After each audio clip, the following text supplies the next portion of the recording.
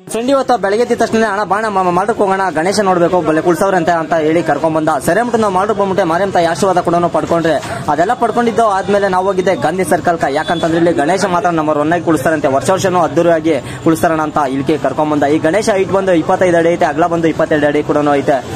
ಗಣೇಶನ ಹೈದರಾಬಾದ್ ಇಂದ ಕೂಡ ತಂದವರಂತೆ. ಎಷ್ಟಾಯ್ತಾನ ಅಂತ ಕೇಳಿದಾಗ 5.5 ಲಕ್ಷ ಅಂತ ಕೂಡ ಅಮೌಂಟ್ ಹೇಳಿದ್ರು ಅವರು. ಅದೆಲ್ಲ ಆಗಿದ್ದಾದ್ಮೇಲೆ ಗಣೇಶ ಯಾರಪ್ಪ ಕುಳಿಸಿರೋದಂತಂದ್ರೆ ಜೈಹಿಂದ್ ವಿನಾಯಕರ ಬಳಗ ಗಾಂಧಿ ಸರ್ಕಲ್. ಈ ವರ್ಷ ಸೇರಿದ್ರೆ ಇದು 12ನೇ ವರ್ಷ ಗಣೇಶ ಕುಳಿಸಿರೋದಂತೆ ಇವರು. ಇನ್ ವಿಚಾರಕ್ಕೆ ಬಂತಂದ್ರೆ ಇವತ್ತು ಅನ್ನದಾನ ಕೂಡ ಮಾಡಿದ್ರು. ಯಾಕಂತಂದ್ರೆ ಗಣೇಶ ಜಲ್ದಿ ನಾಳೆ ಇರೋದು, ಅದಕ್ಕೋಸ್ಕರ ಒಂದು ದಿನ ಮುಂಚೆ ಇವರು ಅನ್ನದಾನ ಕೂಡ ಮಾಡ್ತಾರಂತೆ. ಅದಕ್ಕೋಸ್ಕರ ನಾನು ಹೋದಾಗ ಟೊಮಟೊ ಬಾತ್ ಕೂಡ ರೆಡಿ ಮಾಡಿದ್ರು, ಹಂಗೆ ಅದ್ರ ಜೊತೆಗೆ ಪಾಯಸ ಕೂಡ ರೆಡಿ ಮಾಡಿದ್ರು. ಬರೋ ಜನಕ್ಕೆ ವ್ಯವಸ್ಥೆ ಈ ತರ ಕೂಡ ಮಾಡಿದ್ರು. ಪೆಂಡಲ್ ಹಾಕಿ, ಟೇಬಲ್ ಹಾಕಿ, ಚೇರ್ಗಳು ಹಾಕಿ ಈ ತರ ವ್ಯವಸ್ಥೆ ಕೂಡ ಮಾಡಿದ್ರು.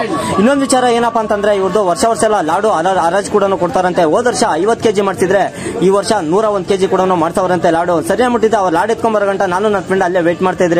ನಾವು ವೇಟ್ ಮಾಡ್ಬೇಕಂದಾಗ ಅದೇ ಟೈಮ್ ಲಾಡ್ ಕೂಡ ಎತ್ಕೊಂಡ್ ಬಂದ್ರು. ಇದು ಕರೆಕ್ಟ್ ಆಗಿ 5 ಜನ ಎತ್ಕೊಂಡ್ ಬಂದಿದ್ದು. ಯಾಕಂತಂದ್ರೆ 101 ಕೆಜಿ ಅಲ್ವಾ, ಅದಕ್ಕೋಸ್ಕರ ನಾನು ಏನನ್ನ ಪ್ರೂಫ್ 101 ಕೆಜಿ ಬರ್ತೈತೆ ಅಂತ ಹೇಳಿದಕ್ಕೆ ಅವರು ಸ್ಕೇಲ್ ಮೇಲೆ ತೂಕ ಹಾಕ್ಬಿಟ್ಟು ಕೂಡ ಲಾಸ್ಟ್ ಗೆ ಹರಾಜ್ ಕೂಡ ಬಿಡ್ತಾರಂತೆ. ಯಾರು ತಗೊಂತಾರಂತ ನೋಡ್ಬೇಕಂತ ನಾನು ಕಾತರದಿಂದ ಕಾಯ್ತಾ ಇದ್ದೀನಿ. ಆದ್ರೆ ಗಣೇಶ ಬಿಡ್ತಾ ಇರೋದು ನಾಳೆ ಭಾನುವಾರ ಬೆಳಗ್ಗೆ 10 ಗಂಟೆಗೆ ಎಲ್ಲ ಸ್ಟಾರ್ಟ್ ಮಾಡ್ತಾರೆ.